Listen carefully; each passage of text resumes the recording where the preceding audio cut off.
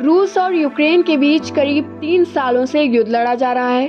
भारत से हजारों किलोमीटर दूर लड़े जा रहे इस युद्ध में आजमगढ़ और आसपास के जिलों का नाम भी शामिल हो गया है। आजमगढ़ और मऊ जिले के कई लोग नौकरी की तलाश में जनवरी 2024 में एजेंटों के जाल में फंसकर रूस चले गए। अब तक आजमगढ़ के कन्हैया यादव और मऊ के श्याम सुंदर और सुनील यादव की रूस यूक्रेन जंग में मौत हो चुकी है। यहाँ से गए कई युवकों का अब तक कुछ पता नहीं चल पाया है। घर वालों को उनके आने का आज भी इंतजार है। यहाँ के लोगों का कहना है कि उनके बच्चे बेहतर भविष्य की तलाश में गए थे, लेकिन आज उनका जीवन ही बच जाए वही बहुत है। हम बहुत मुसीबत में हैं। वही कमाने वाला बेटा है। 3 लड़की थी हमारी शादी करने के लिए। वही लड़का गया कि हम कमा के आएंगे तो शादी ब्याह करेंगे, मगर बेटा कुछ हमारा नहीं हासिल हुआ। हमको सिर्फ हमारा लड़का चाहिए। आखिरी बात आपके लड़के से कब बात हुई थी? 10 महीना हो गया बाबू बात होने। 10 महीना हो गया। ये हमको पता नहीं है कि कब क्या हुआ। 2 ही महीना बात हुआ था। ये 12 महीना हो गया है। 26 तारीख को गया था दिल्ली, और दिल्ली से फिर रसिया चला गया। और 2 तारीख के अगले महीने में 2 तारीख के अपनी नौकरी ज्वाइन किया था। फिर जब से बात नहीं हुई बाबू, 10 महीना हो गया बात नहीं हुई बच्चे से। हम बहुत तड़पते हैं बेटा, अपने बेटा के लिए। वही कमाने वाला है। 3 बच्चे लेके हम बहुत परेशान हैं बेटा। हम क्या करें, कहाँ हम जाएं, कहाँ हमारी दवा कबूल होगी, बताओ बेटा। हमारा बेटा बहुत अच्छा था, कमाने वाला था। घर एकदम कुछ समझ में नहीं आ रहा, हम कैसे बच्चे लोग को खिलाएं, अपनी दवाई करें। हम बहुत परेशान हैं। रूस और यूक्रेन के बीच चल रहे युद्ध में रूस की तरफ से लड़ते हुए घायल होने के बाद भारत लौटे राकेश यादव ने बताया वह जनवरी 2024 में रूस गए थे। एजेंट ने बताया था कि गार्ड की नौकरी रहेगी और 2 लाख रुपए महीने सैलरी मिलेगी। राकेश ने बताया कि जब वह लोग रशिया पहुंचे तो रशियन भाषा में एक एग्रीमेंट पेपर पर उन लोगों से साइन कराया गया और इसके बाद युद्ध की ट्रेनिंग दी गई। उन लोगों ने पूछा तो बताया गया कि जिस काम के लिए आए हो एग्रीमेंट पेपर में वही लिखा हुआ है।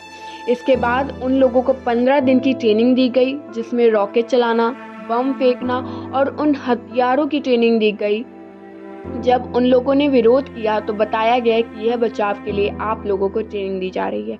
राकेश यादव ने बताया कि पहले ग्रुप में 6 लोग और दूसरे ग्रुप में 7 लोग गए थे। सभी लोग आजमगढ़ और मऊ के रहने वाले थे। मैं रसिया जनवरी के महीने 2024 में ही गया था, और जो कि एजेंट ने मुझे बताया था कि आपकी गार्ड की नौकरी रहेगी और 2 लाख मंथ सैलरी रहेगी। कौन एजेंट था आपका?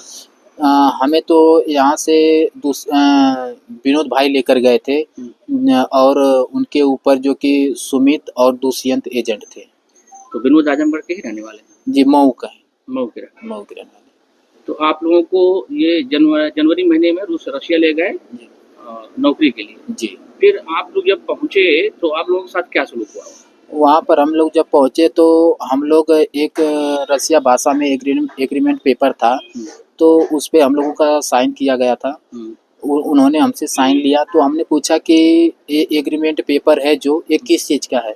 तो उन्होंने कहा कि जो आप काम करने के लिए आए हो ये पेपर उसी का है। तो हमने बोला कि इसमें क्या लिखा हुआ है, हमें तो पता नहीं है।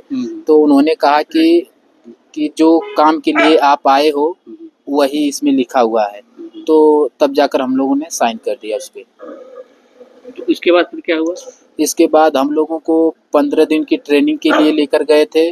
15 दिन की ट्रेनिंग में रॉकेट चलाना, बम गोला फेंकना, AK-12 चलाना, जो हथियार था वो सिखाए हम लोगों को। जैसे कि आजमगढ़ के एक लोग कन्हैया यादव हैं, उनकी डेथ हुई थी, और मऊ के सुनील यादव, श्याम सुंदर यादव, 3 लोगों की डेथ हुई थी। मेरे भाई को एजेंट द्वारा फंसा दिया गया। इनको सिक्योरिटी गार्ड की नौकरी के लिए बुला गया था। ले जाके वहाँ पे गार्ड की नौकरी के लिए गार्ड की नौकरी करनी पड़ेगी। वहाँ ले जाके रूस आर्मी में भर्ती कर दिया गया। एजेंट का नाम है सुमित दुष्यंत सुल्तान, जो कि ये विनोद हैं आज यादव, इनके माध्यम से गए थे, जो कि विनोद यादव को मोहरा बनाया गया था कि इनको इतने सैलरी दी जाएगी, इतने बच्चों को भेजो। और वहाँ पे इनको जब सब पूरी तरह खुद नहीं पता था, जबकि वो भी जाकर वहाँ फंस चुके हैं, विनोद यादव भी। एमबीसी में बात करते हैं तो एमबीसी वाले कहते हैं कि मिसिंग में बोलते हैं, मिसिंग में। सरकार से क्या गुहार लगाना चाहिए? सरकार से हम लोग यही गुहार लगाते हैं, जल्दी से जल्दी हमारे बच्चों को जल्दी से जल्दी निकलवा दो किसी तरह से। लगभग कितने बच्चे गए होंगे यहाँ से? सर 13 बच्चे गए थे, 2 ग्रुप था। आजमगढ़, मऊ के साथ ही पंजाब और देश के कई अन्य राज्यों के लोग भी सैकड़ों की संख्या में रूस गए हैं। यहाँ से लौटे लोगों का कहना है कि उन्हें जबरन रूस की सेना में भर्ती कराकर युद्ध क्षेत्र में झोंक दिया जा रहा है। भारत सरकार को इसको लेकर पहल करनी चाहिए, नहीं तो वहाँ पर रह रहे अधिकतर भारतीयों की जान जा सकती है। रूस और यूक्रेन के युद्ध में आजमगढ़ के एक एजेंट ने फर्जी तरीके से उनको रूस और यूक्रेन की लड़ाई में उतार दिया। अब तक उसमें से 3 लोगों की मौत हो चुकी है और 2 लोग बच के वापस आए हैं, लेकिन अभी तक 8 लोगों का कोई पता नहीं है। जब हमने परिवार वालों से बात किया तो उनका रो रो कर बुरा हाल है। परिवार वालों ने कहा कि हम भारत सरकार से गुहार लगाते हैं कि हमारे बेटे जिस भी हालत में हैं उन्हें वापस किया जाए। आजमगढ़ से अमन गुप्ता, समाचार न्यूज इंडिया।